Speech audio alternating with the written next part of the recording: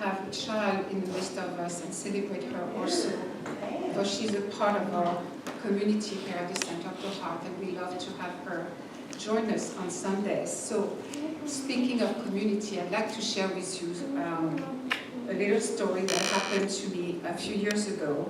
And I went on a camping trip up along the California coast to a large community of trees called the Redwoods. Oh, I like that you like that. So driving for a few miles in the midst of these giant trees, I could not but be amazed by the immensity of it all.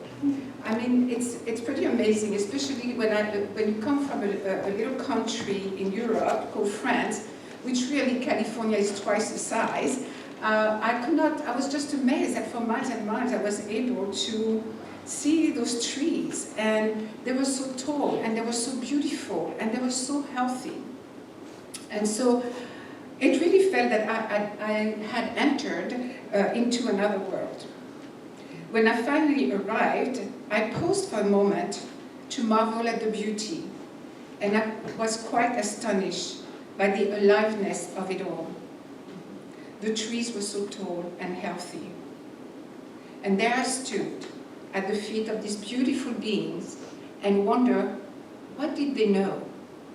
How do they get to live so long and so healthy?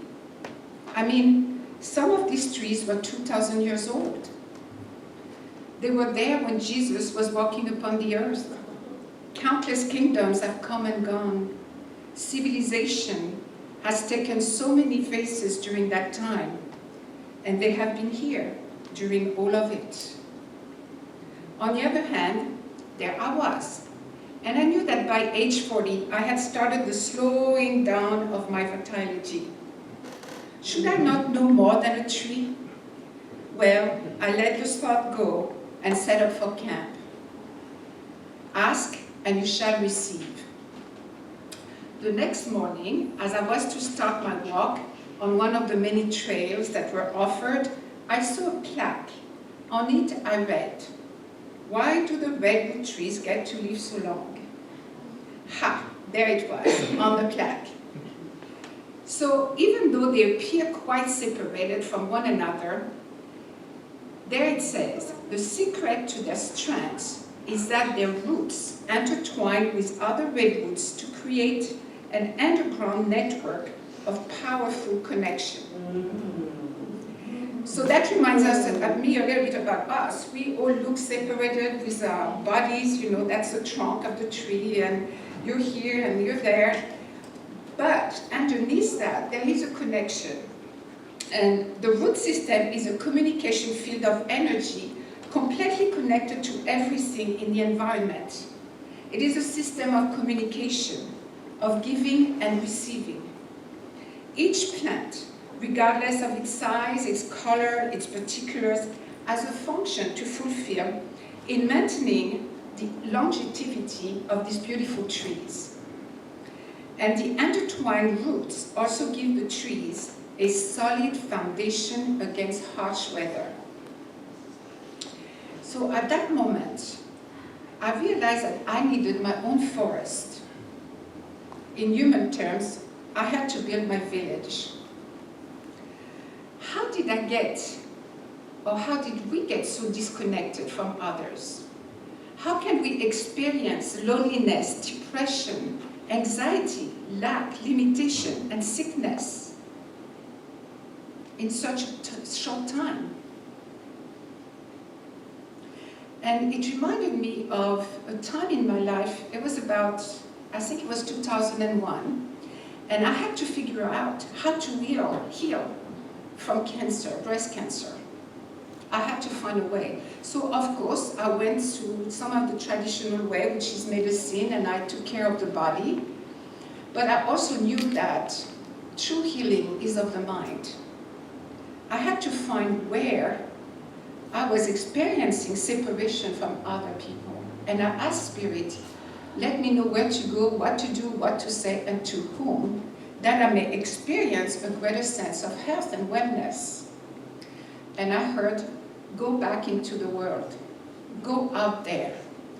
For I remember that I had become very comfortable to live in my house, I had my little swimming pool, and I have my nice little family, and I was pretty content to stay home, and I will go to church, but I did not really create a very strong connection with the people, even at my church. It was kind of superficial. I will come on Sunday, listen, say hi, and then quickly go back home. So I realized that I needed to create my own village. I needed to have deep connection with my environment, not only my church, but everywhere I could extend myself. And I realized it is about me extending myself and giving of myself. And so I would like you to know that I have been cancer-free for 17, 18 years, so I think something is working, right? So, you know, we have to look at where we have limiting ideas of who we are, and not solely identifying ourselves with an egotistic thought system. We have kind of a mad idea that we have created ourselves, that we are spatial entities, completely independent from one another. And it makes us very unaware of the law of life. We see the world through the eyes of that spatial self. Me, myself, and I. We look around for what can I get from others? What's in it for me? We sometimes play the predators and sometimes the victim of the world we see. We judge everything, people, places, based upon that small self we call I. And then we decide what is valuable for us in terms of what we think we need to make us feel special. We decide to relate to others based on their appearances, their status, their religion, and their genders.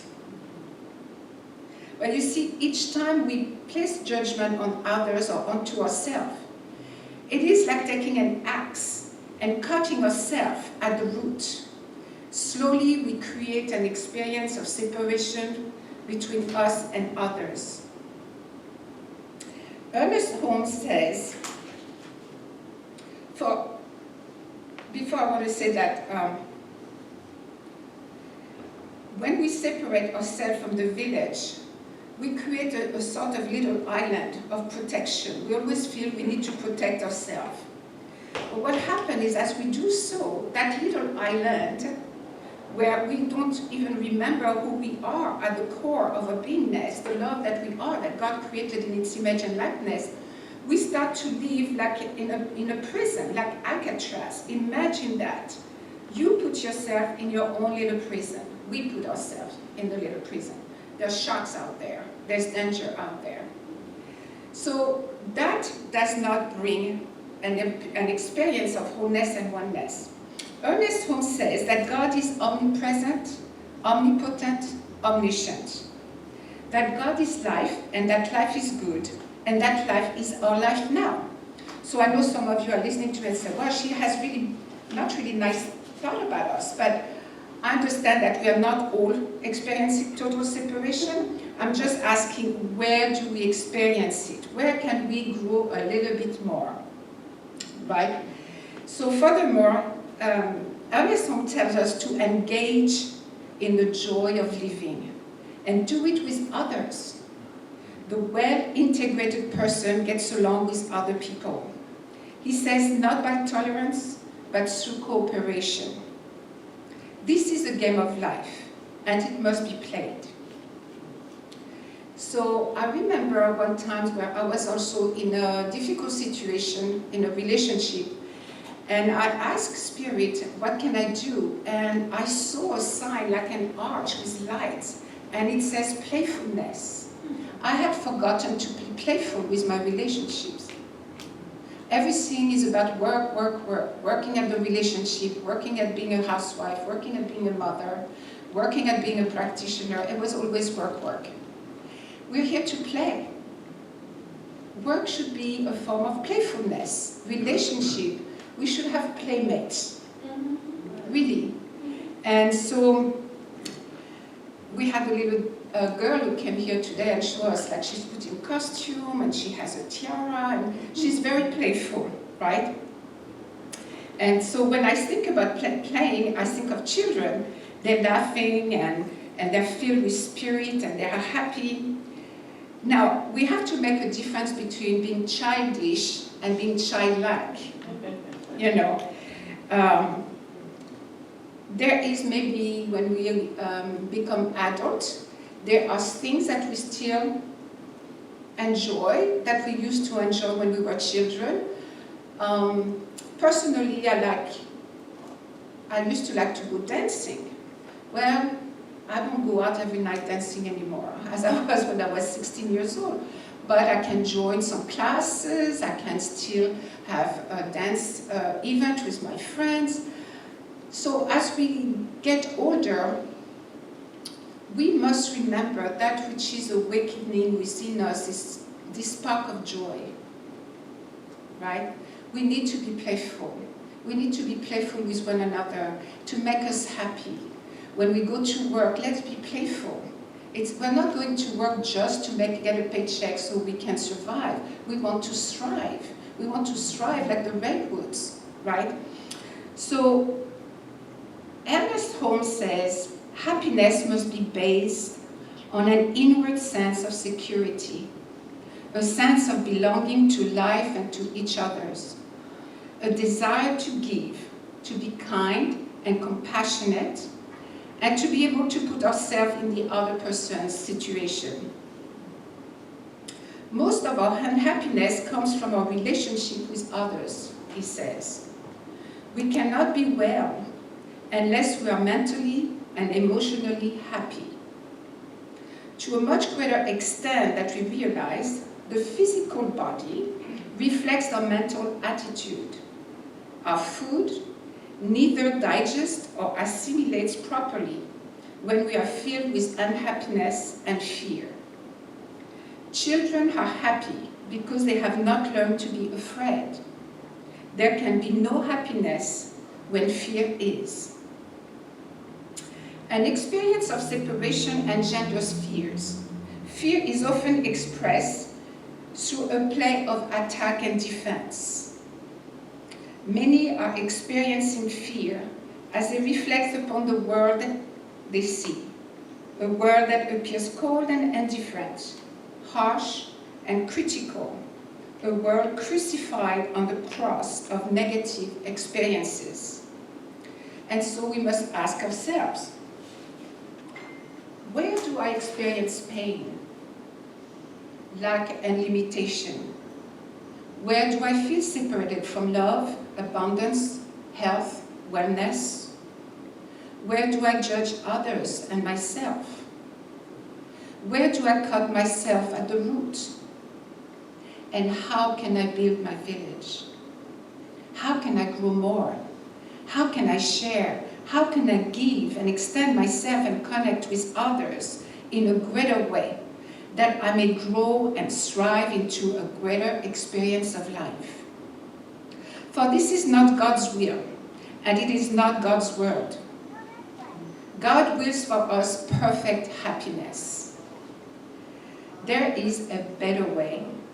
There is a beautiful life for us to live. So we are not limited by our thoughts. We can, I realize that sometimes, very often, change brings a lot of fear in us. So we'd like to grow, we'd like to see things differently. We are willing to have an experience of greater abundance of love or joy or happiness. And we pray and we ask God, God, I'm ready. I am willing, ready, and able to receive all the good that love or life has to offer me. And yet we're telling God how it should come. And usually we want it in a way that we have already set for ourselves, our limited relationship, all the role playing that we have. When really there is a big planet filled with people, like the forest in the redwoods for miles and miles and miles. How can we feel lonely? How can we feel disconnected? We have to learn to be willing to receive and to give where the opportunity presents itself.